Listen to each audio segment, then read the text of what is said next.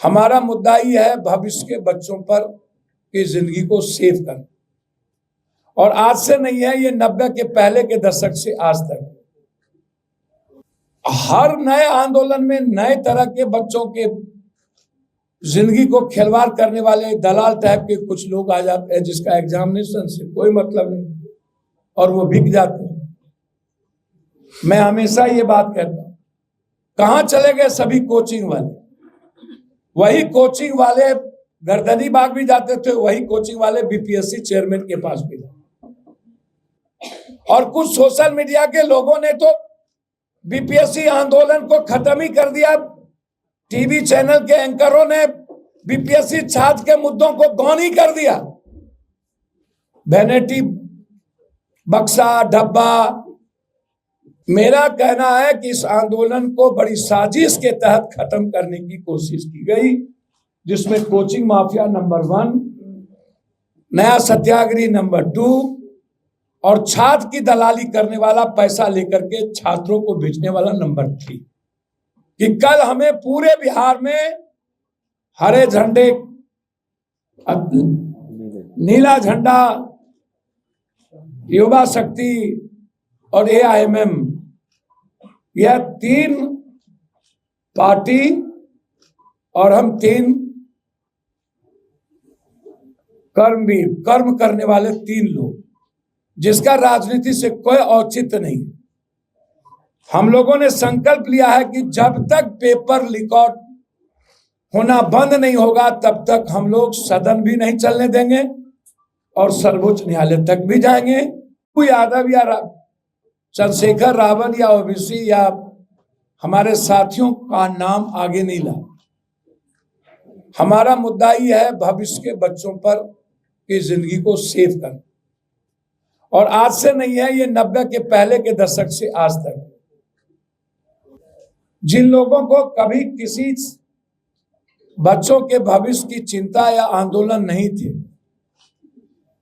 हर नए आंदोलन में नए तरह के बच्चों के जिंदगी को खिलवाड़ करने वाले दलाल टाइप के कुछ लोग आ जाते हैं, जिसका एग्जामिनेशन से कोई मतलब नहीं और वो बिक जाते हैं। मैं हमेशा ये बात कहता हूं, कहां चले गए सभी कोचिंग वाले? वही कोचिंग वाले गर्दनी बाग भी जाते थे, वही कोचिंग वाले बीपीएससी चेयरमैन के पास भी जाते। अब आप हमको बताइए, ये बड़ों के बाप, कनियों के बाप दोनों कैसे संभव?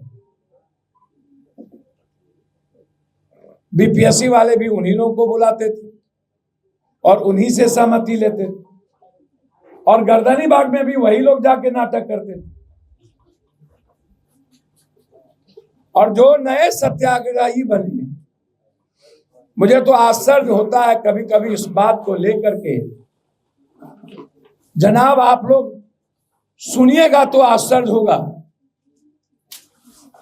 कि 153 धारा में पुलिस कितने मिली हुई है, कितनी गद्दी है बिहार की पुलिस। कहती है बहुत ही। पहला जो केस हुआ था किसी नए सत्याग्रही पर, वो था 153 धारा के तहत। वो केस नहीं सटा, वो केस नहीं सटा। जो बेलेबल सेक्शन था, बेलेबल, जिसका वारंट ही इशू नहीं हो, कस्टडी में लिया ही नहीं गया। कुछ लोगों ने उन्हें कह दिया दुनिया का नया इतिहास रच दिया। गांधी मैदान थाना केस नंबर 815-24, इनमें बेल नहीं, जबकि ये नॉन बेलेबल था। और कहा मैंने कुछ भरना ही नहीं है, 25,000 के मुचल के भी भर ली।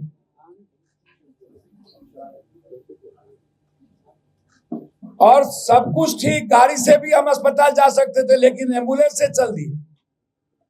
और कुछ सोशल मीडिया के लोगों ने तो बीपीएससी आंदोलन को खत्म ही कर दिया। टीवी चैनल के एंकरों ने बीपीएससी छात्र के मुद्दों को गौन ही कर दिया। वैनिटी बक्सा डब्बा।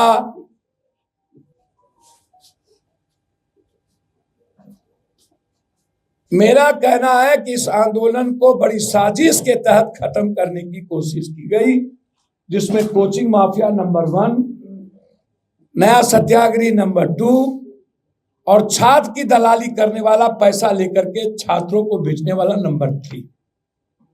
इसीलिए हम सारे पार्टी के साथी ने निर्णय लिया कि कल हमें पूरे बिहार में हरे झंडे, नीला झंडा, युवा शक्ति और AIMM, यह 3 पार्टी और हम 3 कर्मवीर, कर्म करने वाले 3 लोग, जिसका राजनीति से कोई औचित्य नहीं।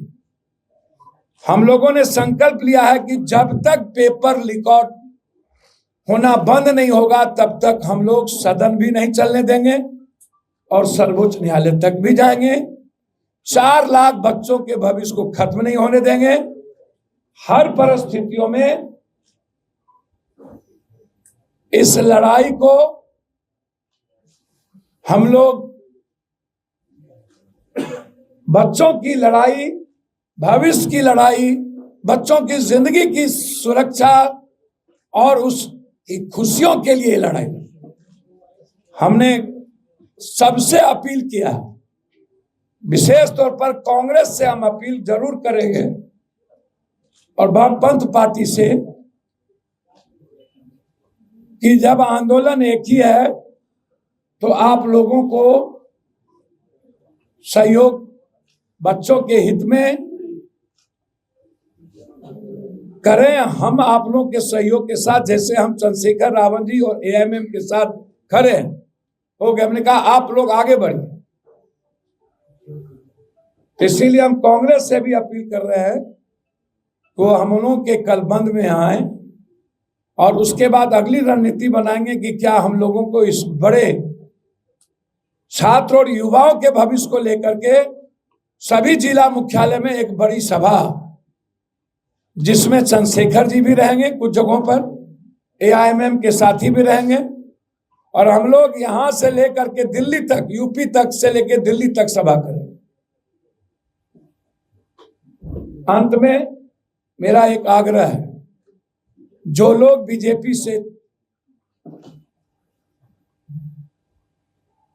और बीजेपी के तरीके से जो कंप्लीट रूप से जाति जनगणना के विरोध है, आरक्षण विरोध है, बच्चे के भविष्य के साथ खिलवाड़ करती है, और उनकी लड़ाई बीजेपी से ना होकर जो क्षेत्रीय पार्टी कांग्रेस से लड़ रही और इंडिया गठबंधन की बात करती हो, मैं उनसे आग्रह करूंगा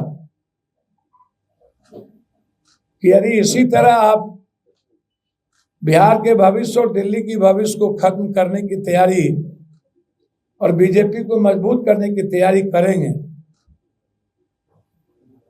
तो कभी भी आपको माफ नहीं करेगा यह बिहार।